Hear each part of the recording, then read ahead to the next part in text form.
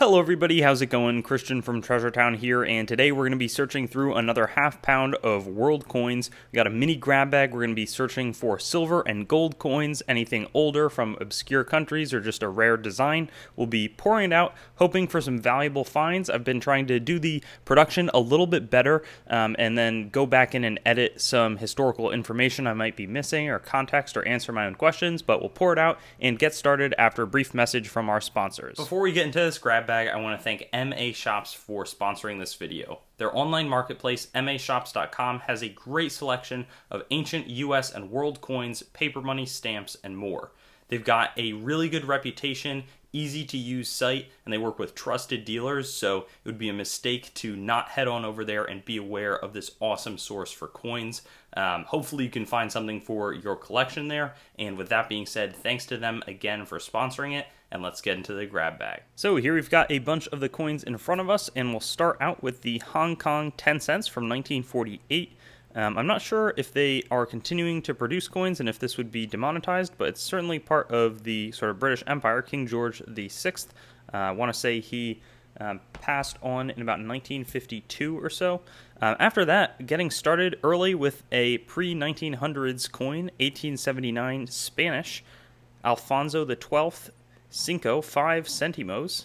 So that's a really fun coin, and you sometimes don't get a bunch of 1800s or older coins, so really nice start there. I always like the feel of older copper.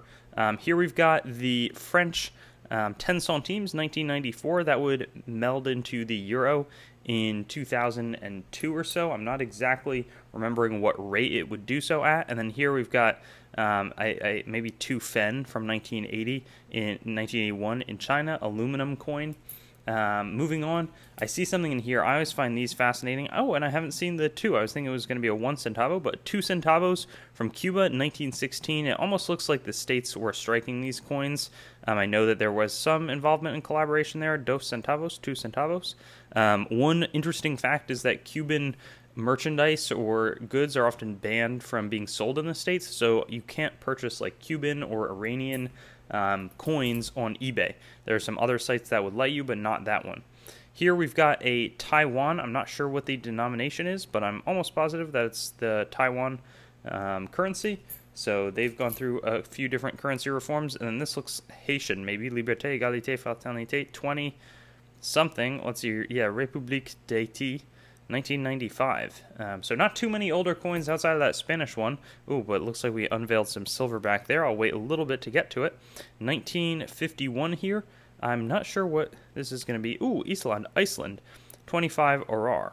And I'd be curious to know the etymology, or like what root the Orar comes from, because it's not too similar to like cents or anything like that. 1 new penny from Great Britain, 1971, one of their most minted. That's certainly a coin that's all over the place. And then 50 pesetas, 1990. Those, I think, were exchangeable all the way up to 2020 at a rate near like 300 pesetas is 1 euro, with Juan Carlos I on the front of that one. Then we're going to get this ace. Ooh, maybe this is just like a casino token or something like that. I'll do a little bit of research, but it's very likely that I won't actually be able to come up with it. Even though I'm trying to go back and talk, it's like, ooh, Malaya and British Borneo with a little bit of like somewhat attractive toning, but it doesn't look great. I can't figure out if I sort of like that look, but 1957, 20 cents looks great. I've made up my mind, Queen Elizabeth II, but not a country that you see a ton from, and I'll follow up with what the British Borneo is today, because I don't think that entity exists. 1 peso, Dominican Republic, 2002, with the father of the country, Duarte, on the front of the coin. Moving on here, we've got a 10 cents with a fish. I don't know, a lot of people collect animal coins. Bahamas, 2007. So that can be a really fun way. Like, I view collecting animal coins as a way that you can collect that's really cool, a lot of fun, but also pretty cost effective. Here we've got a Hong Kong $1 coin, 1997, so that's going to answer somewhat the question of how long these coins were being produced for. I'll also try to follow up with the exchange rate probably in the earlier part of the video, but we've got a Chilean, República de Chile, 20 centavos, 1922. And I almost wonder if this is silver or not, and if that's an S mint mark at the top of the coin, because, like, I don't know, the The way that this coin looks, it feels like it could have been produced in the States, but I could be very wrong about that as well, and it might not even be silver. But I'll be sure to follow up with a really detailed, follow-up. I also am not sure if that's like a hammer and sickle at the bottom, or if that's just some other sort of representation, but it sort of looks like it to me. So I've never seen that design before. Really interesting. Here's a 10 centimos, 1959, super lightweight aluminum coin from Spain. 100 pesos, 1973, from Uruguay. So that's also cool. Artigas, I've seen him on a lot of their coinage, and as I'm going through, I'll let you know more about Artigas, but I'm always like, ooh, should I make a comment? Because then I'll try to follow up and give you that information, but hopefully you can really get a lot out of it. Please let me know if you like the new style. 1956, the French Republic of the Occidental Afrique Occidentale Française. I'm going to also tell you what countries that makes up today, but 25 francs. I wonder if it's like a rarer coin in terms of being tough to acquire. 1969, Jamaica, 10 cents. That's more common. I've seen that a fair amount. As I've seen this one, 10 lire from Italy, 1974.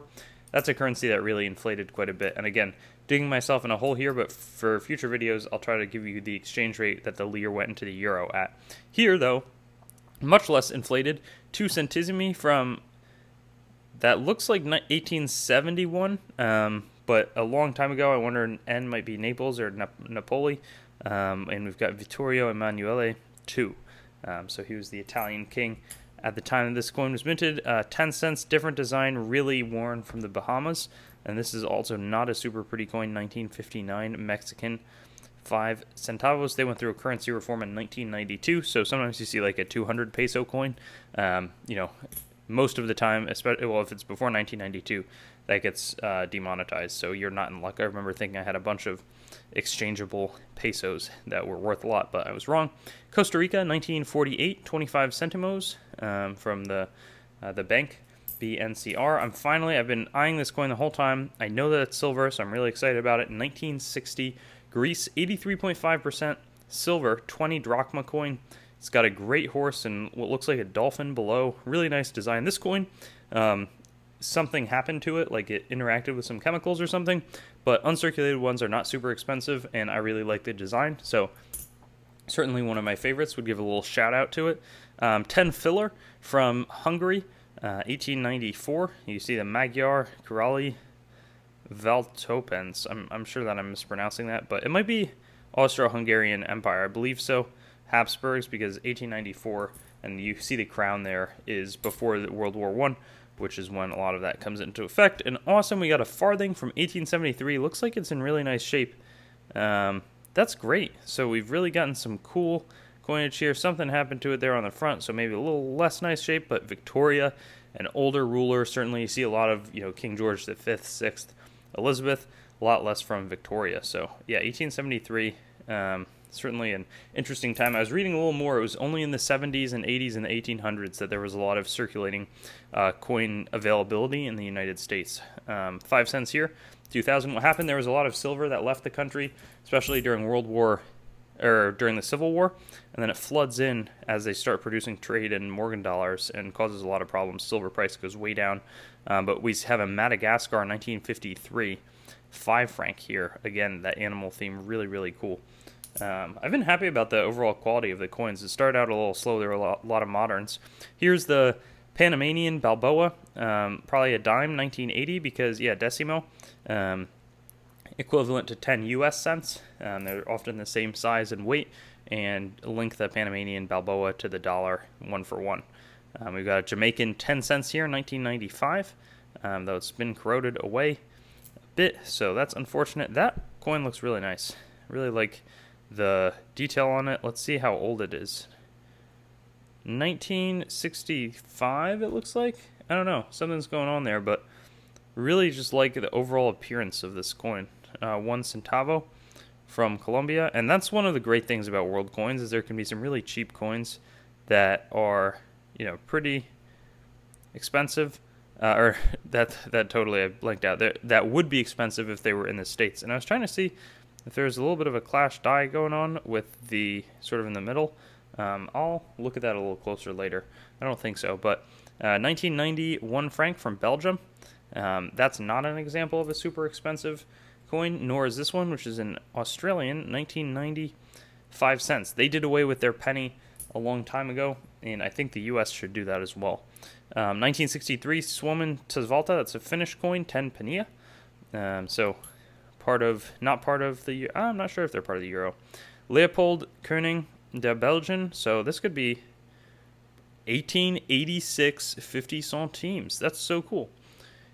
Edracht Macht. I don't know what that quite means, but this feels like it's silver. Certainly has the right timing, and I was thinking that it was old copper, sort of when it was at an angle, but no, this feels like worn old silver. A lot of the Belgian stuff is 83.5% silver, and it would be fun to do an investigation of why each country settles. The Netherlands would often use 72 or 64%.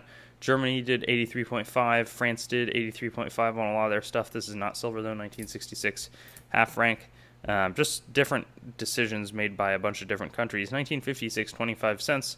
I don't think that that's silver. I know that there's like some of the sort of Norway and Finland go for like 40% silver. Gibraltar 1 crown, 1970. That's pretty cool. Some of these, there's a lot of these larger crown coins, and some of them have a good amount of value. Like I was checking out a Gambia 8 francs one, and it's clad, but it's worth like $20. Others of them are worth just a few. So you never know. Then we've got this different shaped 3 pence coin, 1937 from Great Britain. We got British Caribbean territories, Eastern Group. So another crown territory just in the Mediterranean, or not, man, I keep on in the Caribbean. I keep on messing up my words here. I think the highlight was when I said like the world coins are cheap, so they're expensive or something like that. 1 Pfennig 1950 from Germany. These would be exchanged later at 1.95 marks, which 100 Pfennig would equal 1 mark to 1 euro when they convert in 2001. Here we've got another penny, still exchangeable. 1969 3 kopecks from the Soviet Union, CCCP or USSR. So some of the old Russian coinage can be quite pricey. 1944 3 pence. We've already seen something like that. And modern, a lot of British in this one. 1995 pence. Let's see. This one's a design I haven't seen before. 1 yen. So if that's Japanese, which is probably is going to be, I haven't seen this design before. It might be a little bit older, and it's worth like 0.1 of a U.S. cent based off of the exchange rate. So that's a little bit of a bummer. But then we get a 1948 Peruvian 1 centavo. Looks really reminiscent of like Civil War tokens. So that's pretty cool. Again, I'm sure that this is not super expensive and really carries a lot of similar looking history. I wonder what that. Is that an S mint mark? I can't totally tell.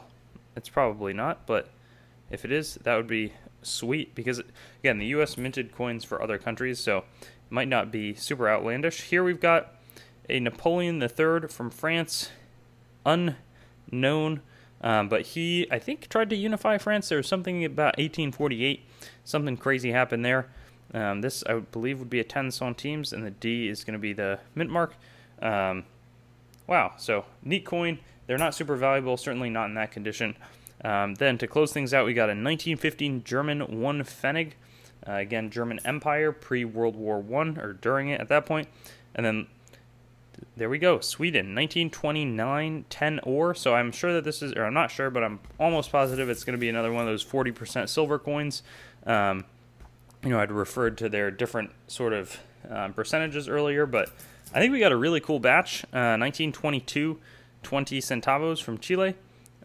Swedish 10 ore silver, or some sort of obscure countries. Madagascar under French colonial rule. Really a lot of cool stuff here, and I hope that the history that I'll be learning as I go back and edit in is going to be helpful for you as well. So thanks for watching, and I'll be back next week with another half-pound grab bag that I'm probably going to film tomorrow or the day after, and I'll look forward to doing that. Thanks for watching the video. I'd encourage you to like, comment, and subscribe to the channel to stay updated. I've also got Facebook, Instagram, and Twitter, so you can follow me there. TreasureTownYT.com is the main channel website. Definitely give that a visit. I've got a lot of information about me up there and the channel. Coingrabbag.com as well currently redirects there, but it's some good opportunities for very fair grab bags, both made by me and other sellers. A lot of different options, so that's a good way to support. There's also treasuretowncoins.com. In the future, my coin dealing operation will be done out of that website. Coinmeltprice.com for updates on the melt prices of your coins, both US and world. A lot of resources in that website. And then coinsmetalscards.com being developed right now as a marketplace and news source for coins, metals, cards, and collectibles in general. So I'll see you on my future videos. Looking forward to seeing you there, and hope you have a good day.